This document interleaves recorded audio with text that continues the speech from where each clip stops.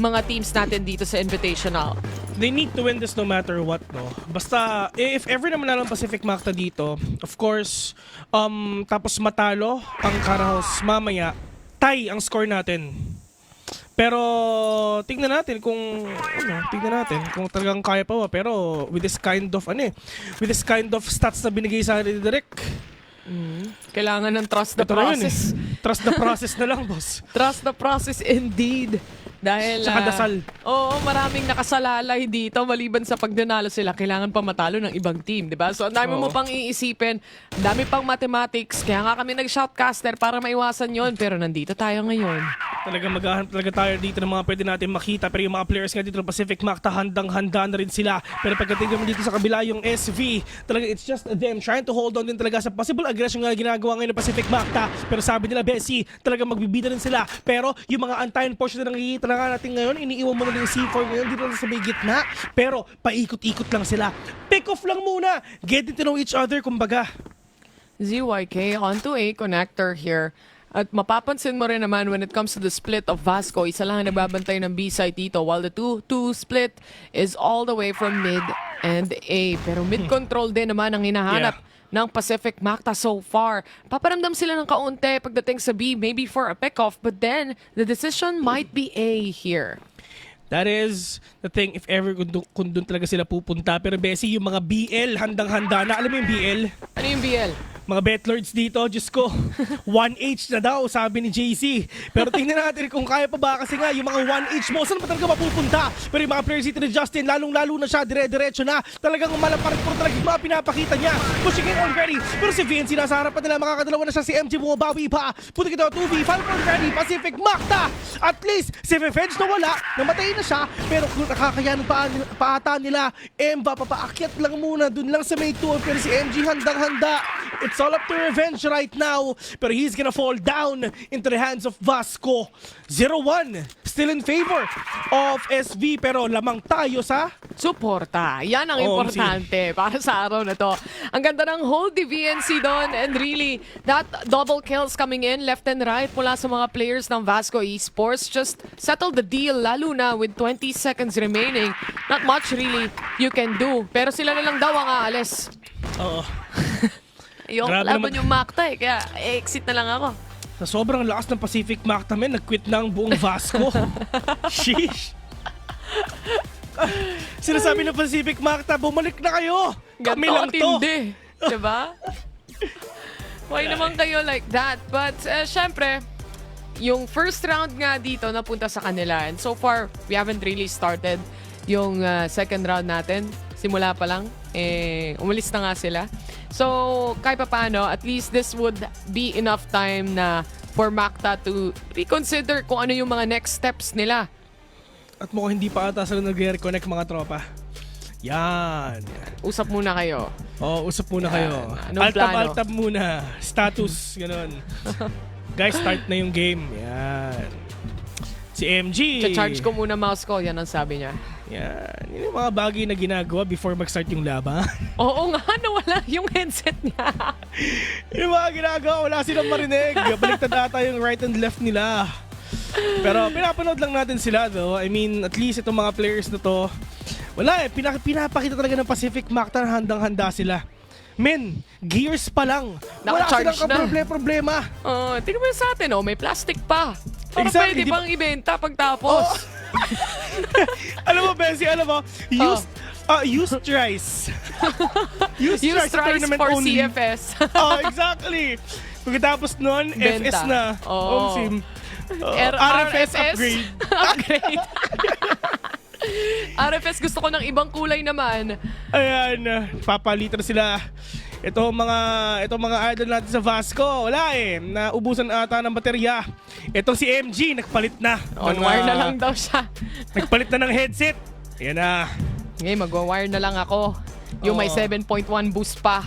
Ayan! kasi yung, alam mo ba, Bessie, quick trivia. Ito yung pinakauna kong headphones yung Ako gamit ni din. MG. I think in the FPS world, Ito yung mga makikita mo Cloud usually. yan eh, no? Tapos next niyan, ito na yung suot ni na NBA. Yan. Kung may budget ka, yung suot ni VNC. Yan. Oo, kasi ano yan eh, yan yung wireless version Oo, di yun ba? yung wireless version. Tignan mo, Pero hindi dalawa pa gumagana. yan. Oo, hindi gumagana. Bessie, alam mo ba? Oh. Pag yung kalaban mo, kunwari may dumayo sa computer shop nyo, tapos yung keyboard niya tinagilid na, Ayun na yun. kabahan ka na. Kabahan ka na. Lalo na kapag sobrang vertical pa ng positioning. Oo. Ang ibig sabihin na is TKBS. Alam mo yon? TKBS. Tagilid Keyboard Squad. Yan. Pag tinagilid nila yung keyboard nila, kabahan ka na. Ang alam ko lang kasi 10 kilos. Sorry akin. At TKL yon. TKL yun. Ito, iba pala. Bago pala yan. Salamat Kuya Vil sa iyong patrivia. Marami na namang natutunan ng mga viewers natin. Si Action, si AKT, wala daw siya naririnig. Sabi niya kasi umiiling-iling siya eh. No, I don't hear anything. Where? I mean, grabe yung upuan niya, baliktad pa. Opposite day daw ata ngayon sa kanila. Ang dami nilang problema, pero tandaan nyo mga tol sa mga nanonood dyan, magiging problema lang ang problema pag pinoproblema nyo. Tama. Kaya huwag niyong problemahin yan. Oo, kalma lang kayo. Ay, nako. Naantay pa nila. Inaayos pa nila. Huwag kayong mag-alala. Siyempre, hindi pa tapos ang labanan natin dito. Kasi hindi nila sinarge. Di ko ba alam mga tol, yung mga bagay niyan ginagawa before mag-start yung laban. Pero yun na nga, di ba? I mean, let's see if ever magbe-break pa tayo dito. But at least, yung mga players na to, they're more than ready nga talaga na to face off each other, lalong-lalo nga sa Pacific Macta. Talagang nagka-problema talaga tayo dun sa Game 1 nga natin with all the multicles nga that SV are doing. Lalong-lalo na nung nilabanan nila yung mga players nga ng Pacific Macta dun sa mid. It's just, wala eh. Naubos agad ni VNC eh. And dun sa aggression ni Justin all the way from mid, it's just VNC together with MG dito na magkasama lang sila sa gitna, just stopping the aggression of their enemy. Kumbaga, pinatikim lang tayo ng round number 1 mula sa side ng Vasco Esports dito. And syempre, with the next following rounds, it's up to the side of Pacific Macta kung paano sila makakasagot. Pero usual naman natin nakikita yan so far sa mga games, di ba, na nilalaro nila. There's always that first 2 to 3 rounds na nakukuha dito ng kabilang team and then babawi sila into like a 5 consecutive rounds na tuloy-tuloy nilang lalaruin at ipapanalo. Dun sa ginagawa nga dito ng Pacific Macta, kumbaga, it is like Baisha Gaming actually. I mean, for Baisha Gaming, I mean, yes, dun sa mga early stages nga ng game natin, yung kalaban yung nananalo. And right after that moment, talaga nakakabawi na sila. Para din yung sinabi mo, just talking stage, kumbaga temp check lang, kumbaga, they really want to gauge yung capabilities nga ng mga kalaban nila. Then right after that, if alam na nila, tara, hold, talagang dire-diretso na tayo and try to break their momentum nga, di ba? Pero dito sa mga ganitong klaseng breaks na ginagawa nga nila dito sa mga tech pauses natin, this is the time actually for them to do a big reset. Actually, reset to eh. Dun sa, 1-0 nga, lamang dito ang Vasco. Pero they have a couple of minutes already for them to think kung ano ba yung mga best natin pwedeng gawin dito. And it's a good thing na rin talaga na sa Pinas na nakapag-iisip nga sila. Pero ito na nga, Bessie. Laban na? Simula na. Meron na daw silang narinig. Si Fedge, tatawa siya. Okay na. Labanan na daw ng mga players dito ngayon dahil we are gonna be going back anytime soon pagdating sa match natin. Sa mga kaka-tune in lang mga tropa, 1-0 at sa Vasco Esports so far. First round pa lang yon sa best of 3 natin dito. And biggest shoutout sa lahat ng nanonood ngayon sa stream natin. I-comment nyo naman sa baba saang chapter kayo ng The Mods. Kasi kami, The Mods chapter QC ako, best eh. Ako sa Marikina chapter ako eh. Tagasan ba kayo mga tol? Sabihin na lang din talaga yan para syempre malaman namin kung saan ba kayo galing. Huwag yung full address nyo ha. Huwag yung full address nyo, baka sipuntahan ko kayo mamaya. Nakakatakot yan. Ano lang, yung city-city lang tayo guys. Back to the game. But right now, Pacific Macta, eto na. PM! Ano ibig sabihin yan? Pinas Malakas. Omsim! Dito tayo. Trust the process mga tropa. Oo. Talagang mananalo nga talaga tayo dito. Sana. Pwedeng Pinas mananalo. Oo. Pag natalo sila, Pinas malungkot. Omsim, pag nanalo, Pinas masaya nga talaga. Pero si Silva, nandun na talaga sa mga harapan ng mga kalaban niya. Si Justin nabatay na. VNC as well. Yung mga trade of potential nga talaga nila. Sobrang init na. Pero grabe naman talaga with the flick gun ni Alden will catch one already. 2 versus 3. Fefedge getting tagged. Alden is low. Emba na talaga ginabas nga yung pistol ni Fefedge ngayon. Makakapatay pa siya on 0-2 already. Vasco! Nanggigigil ako sa inyo. Medyo malaking whiff yun mula kay ZYK as well. Ang daming oras mag-reset ni MG doon para sa sniper niya. And at the same time, nakatalikod din siya. But nonetheless, we go back stronger. Yan ang importante para sa side ng Pacific Macta ngayon. Aldrin taking in damage pagdating sa mga nades natin. AKT alongside with the teammate. Nag-aantay sila dito na may dumaan. Hinahawakan nila yung choke point in a triple man setup. Grabe yung mga nades, talaga yung mga utility play yung ginagawa nga dito ng SV, just preventing the push of a Pacific Macta right now. Pero there's a lot of smokes already, and ito rin talaga yung pinaka-favorite din talaga na ninalo rin talaga ng Pacific Macta. We've seen their highlights dito sa game na to. Nakakabawi na talaga sila dun. Lalong-lalo na sa B, malakas mag-push ang Pacific Macta, lalong-lalo na sa B. Nung nakalaban nga nila yung, I think that is EP yesterday. Yeah. Yeah. Yeah. At tinakot nila ang Baisha Gaming. Oo, Diba? nanginig sila eh. Diba? Kinabahan sila ng slight eh. Pero dito, Top down.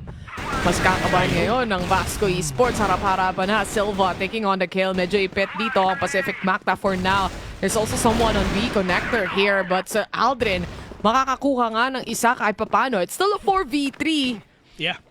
And on the 3v4 naman talaga ngayon pinapakita nga natin ng Revenge and Alden, super low on HP, less than a minute left on the clock right now at saan pa talaga sila pupunta. Pwedeng B, pwedeng A, pero medyo malalim na talaga si MJ at si Fefedge ngayon. Pero this aggression already, talagang dito talaga sila pwedeng pumunta. Pero kung napapansin nyo, si Revenge nagbabantay lang siya dito lang sa may gitna. Kung meron siya pick off, feeling ko meron na. Nagkita na nga sila pero Revenge gonna miss that shot already at magandang signal na to para makapasok sila. Si Revenge is low, pero parang napapasukin to. 28 seconds in, pero Aldrin will catch one already. Revenge at si Justin ang natira. Good swing mula kay Aldrin to start things off. Pero the fire, kailangan nilang buhayin muli. Lalo na napitas din agad siya pabalik. It's now a post-plant scenario para sa side ng Pacific. Macta Revenge! Timing yung pagbaba niya doon na habang pumapasok na ang dalawa mga miyembro. Justin to hold it off alone. And in a 3v1 scenario, not even possible para sa kanila. It's a 3-0 para sa Vasco Esports kasi pinagbigyan lang sila. Pinagbigyan lang mga tropa. Grabe naman yung mga Pinoy. Kumbaga, hospitable sila. Ito yung pinili ng Pacific Macta, di ba? Binibigyan lang nila talaga ng puntos ang SV dito para maramdaman nila kung paano ba manalo. Pero SV, nandito din sila para iparamdam lang din talaga yung mga hagupit nila. But for Pacific Macta, sana talaga makabawi na sila. But now, MG, dire-diretso siya together with Revenge as well. Sana makapick off na siya, pero wala naman talaga siya makikita dito kahit isa. MG is low right now. Emva, talaga naghanap siya na pwede ma-pick off nga na talaga dito lang sa may A. But at least, as you can see, in terms of positioning, SV, medyo umaabante sila papuntang B. Let's see kung tutuloy nila yan. It's more of a very close hold na nakikita natin so far mula sa Vasco Esports. At talagang pinipinser nila yung mga posisyon dito ng Pacific Macta as well. Isang may B connector na sina AKT nga, sinusubukan nilang pakiramdaman. Meron bang tao sa mid? Meron bang nagsiset up? It seems to be a long A angle they're trying to pull off. But MG, baka siya ang unang makatapat nila dito. Oh no, MG is low right now, pero Aldrin nakakabawi pa. Justin will fall down already in the hands of a Fedge. Silva as well will catch one. At ito yung nahihirapan dito yung yung Pacific Macta. Lagi silang nalilikoro ng mga kalaban nila. Just trying to push onto the opposite side kung saan pa sila pumupunta. Revenge getting tagged right now. 4 versus wala na. 0 fall already. Vasco! Ano ba? Tama na, sakit-sakit na. Tama na. 4 na puntos para sa side nila dito. And the map pick by Pacific Macta as well. Alam naman natin, for GR side, it's much easier. But, at the same time, napakadaming damage. They check the corner though, and VNC, nakakuha pa siya ng dalawa kahit bulag na bulag. Fefedge to answer back as well. The triple kill towards Pacific Makta, now left in 2 players na sina ZYK at Revenge muli.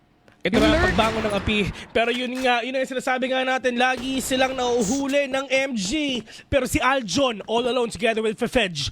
1v1. Fefedge knows already kasi may mga kalaban niya. Pero alam din ni Aljon kung nasan siya. Pareho silang low though. Nade, tatama ba? Oh no, you need to stay away. And now Fefedge with a pistol kill. At either way, kahit anong mangyari, maninade din si Aljon doon. Kahit anong swing niya, kung sakali man. Unfortunately, di na rin siya nag-decide na to run it towards a site instead dahil 1v1 naman yon. And anyway, a kill secured again mula kay AKT. Ang bilis ng mga kamay ng Vasco, pati na rin yung reaction nila. Sa totoo lang, medyo fast play yung Vasco ngayon no? Parang yung Vasco, kilala yan notorious yan na sobrang bagal maglaro. Pero pagdating nga dito, ginagauge nila kung gaano ba kabilis maglaro yung mga kalaban nila. And yon, pinantayan nila. And as much as they can bully you, tutuloy-tuloy nila yung ganong klaseng playstyle. AKT nagpaparamdam dito to try and hold off B dahil makikita mo yung 4 na stack.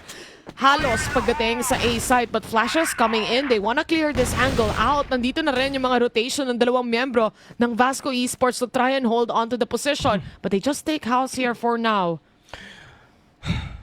SV trying to fortify itong defense nga na meron sila papuntang B.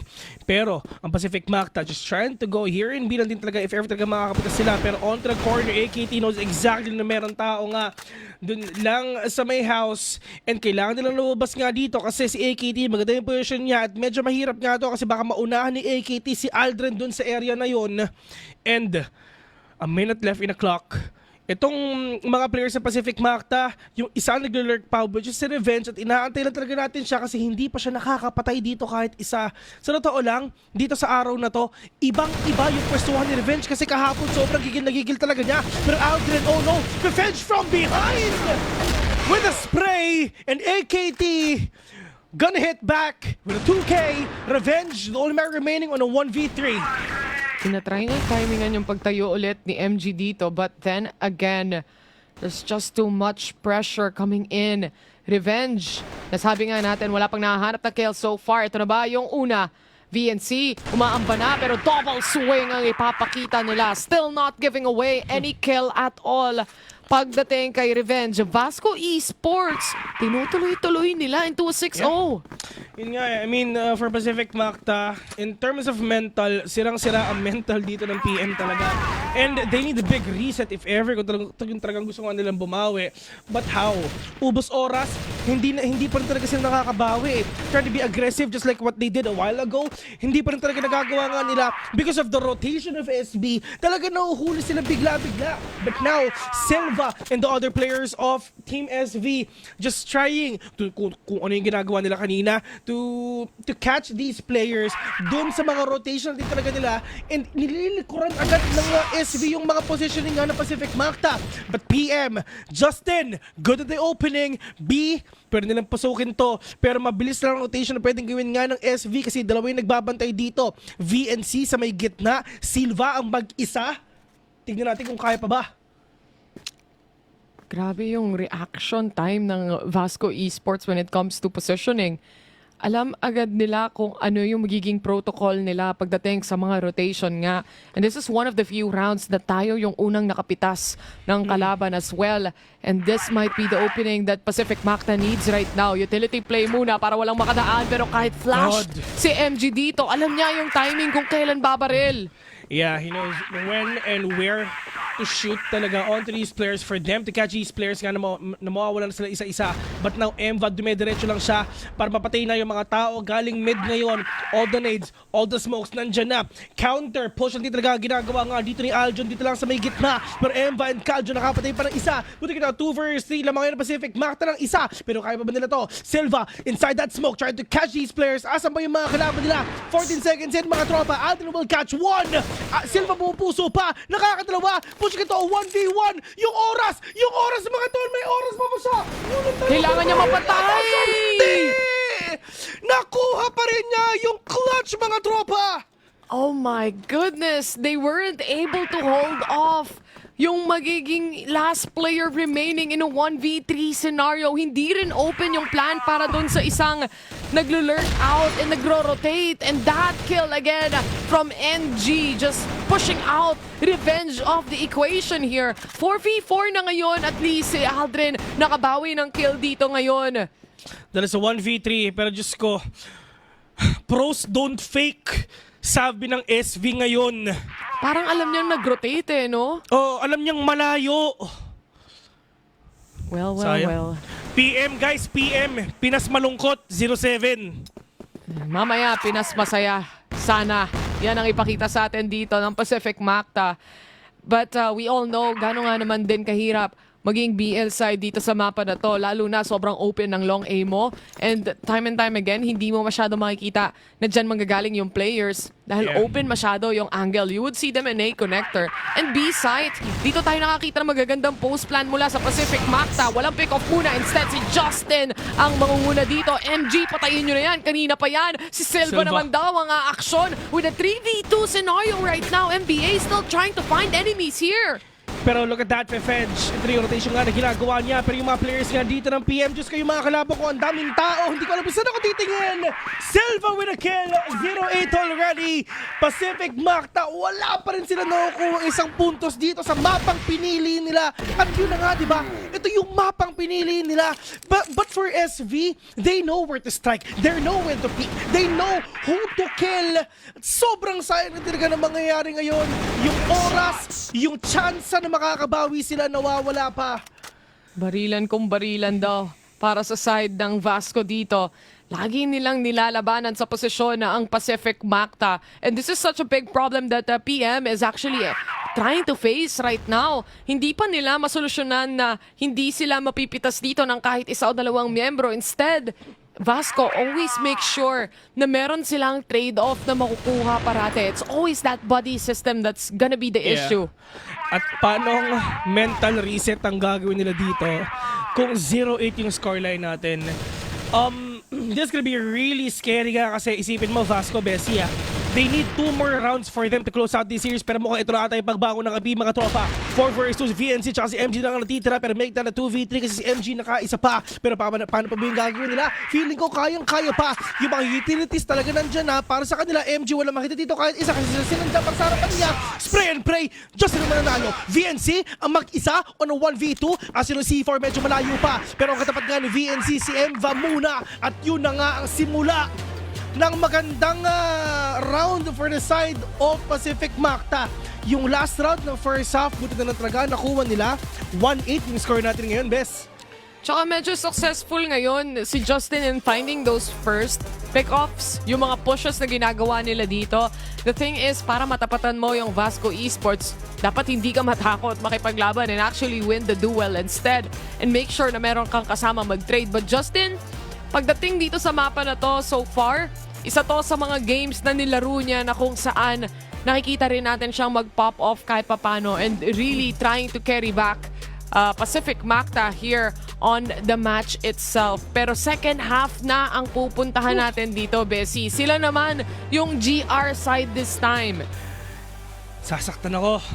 Sana madepensahan ng Pacific Macta to. Yun na lang yun, men. Yun na lang yun. Lahat ng dasal natin nasa kanila at sana makuha nila to. At yun na nga, in just a few seconds, mag-start na yung game nila. And for us, supportahan na lang natin sila kahit anong mangyari. Ganun na lang yan. The end of the day, it's our Philippine representatives na pinapanood natin dito at kinakast natin ngayon. And one thing we know for sure, kailangan nila ng suporta natin, guys. Yeah. Back to the game though, sila naman ang didepensa, bawal magkamali. Ito, Bessie, I mean, lalo-lalo na pag nasa second half ka natin, makikita natin si Revenge at saka si Aljon dito na nag-oom.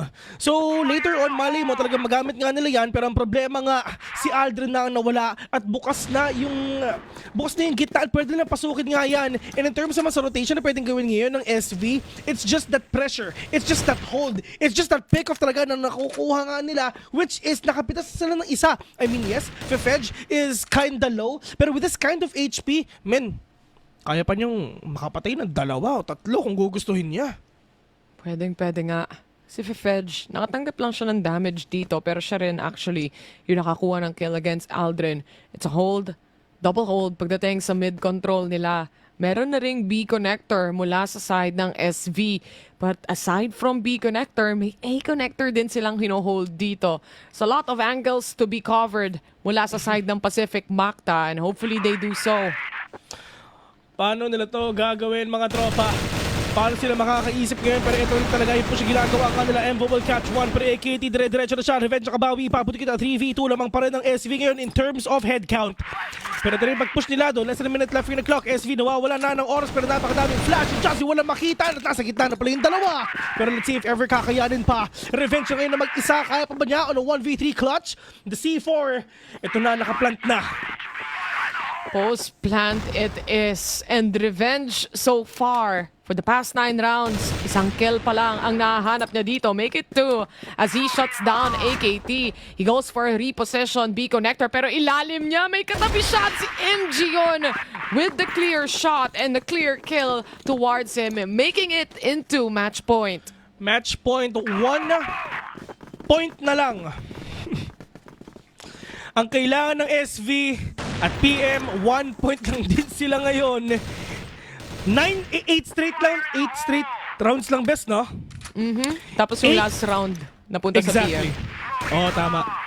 8 straight rounds ang kailangan din ng Pacific Macta for them to win Bessie for us to see an overtime. At yun yung pinakakailangan nila.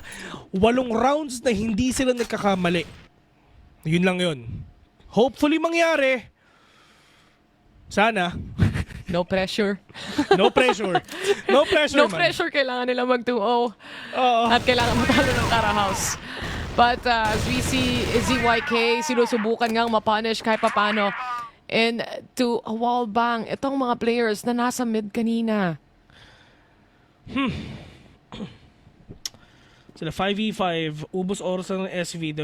They know it already that they need 1 more point for them to win. They have a lot of rounds to lose actually. 8 men, napakadami nito. Pwede sila magkamali ng 8 beses pero ang Pacific Macta hindi na pwede. Once again, ito yung mapang pinili ng Pinoy. Ito yung mapang pinili ng Pacific Macta. So they need to win this no matter what. Suporta lang, puso lang mga tol, kakayanin pa to. Sabi ng caster, kaya pa eh. Maniwala kayo. You just have to believe. Yan lang ang kailangan natin gawin ngayon. ZYK tuluyan pa rin nagpapaulan ng bala pagdating sa mid. At 45 seconds for Vasco Esports. There's not much action yet. Wala ring info at all itong Pacific Macta kung saan ba possible mag-hit ang mga players nila. Pero once na magtapat or maglabas na to ng utility play, you know it's gonna be time. Wala nang utility. Dire-diretso na mga tropa. Dry peak talaga pinapakita nila with the flash already. Justin with a 2K with a 3 rather. At inuubos na talaga lahat ng nakikita nga niya. Pero Emva nandiyan pa. Justin naka-4 na. Give me the ace. Yun ang sabi niya. Justin is on the hunt already. Ibigay mo sa akin yung pang 5. Pero si Emva muna makakakuha. At yun na nga. Pacific Macta bumabawi pa. And it's just Justin with a 4K. Just stopping the aggression of their enemies. Believe, mga tropa, believe. 9-2. And marami-rami pang rounds ang kailangan 7 pa. Oo, 7 pa na perfect rounds ang kailangan nilang gawin dito at ilabas. Justin holding off position. He's more comfortable now and confident. Meron ba siya mahahanap? Yan ang tanong. Wallbang muna para sa mga players dito ng Vasco Esports. But they're playing a much slower pace compared to a while ago. Ito, kaya pa Bessie. 7 pa. Feeling ko kayang-kaya nga talaga. Pero pagdating naman dito ang mga tropa, si Justin nabawas na dito ng isa. Pero at least mag-really good hold nga talaga ang ginagawa dito ng mga players nga natin. They're really trying to stop the aggression nga ng mga kalaban nila. Tulad ng ginagawa nga ni Aljon ngayon. Nakapatasan ng 2. Puli dito, 3 versus 3 already. AKT with catch 1 already. Revenge and Emva. Hindi kayo pwede magkamali. AKT together with 7. Nag-aantay na. Nagbabantay na kasi yung mga players ng Pacific Macta talagang parotate na. Yung smoke nandyan. Revenge not gonna catch 1. Pero alam mo yung pinakamalungkot na din talaga. Si Revenge, we all know na sobrang nag-pop off siya. Pero 2 kills lang yung nagawa niya ngayon. Perfect flash actually. Ginagawa nga dito Pacific Macta yung 2. Talagang wala makita dito kahit isa. Emva, all alone na 1v1. Kaya pa ba? 18 seconds remaining. Tapos na ba tong map number 1 o may isa pa? 10 HP ang meron siya at mukhang tapos na ang magiging first series natin dito as Vasco Esports with a dominating win pagdating dito sa map number 1 natin na pinili pa ng Pacific Mactabesi, and the fact na yung retake scenario sana doon ng PM, namatay na yung dalawa, but then Aldrin comes over and wanting to really push in on the side kahit wala pa yung magiging rotation ng iba niyang mga miyembro. Yun yung mga desperate plays na ginagawa din talaga ng Pacific Macta ngayon na